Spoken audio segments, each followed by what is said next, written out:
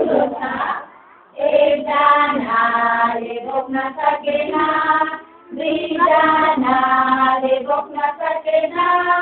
तीनजनाले बोक्न सकेन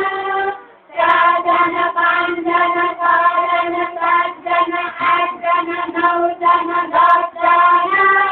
सबैजना मिली उचालौ सबैजना मिली उचालौ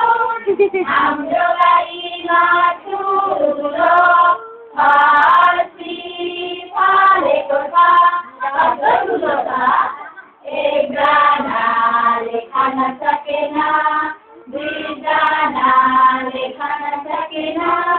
तीनजनाले खान सकेन चारजना पाँचजना छजना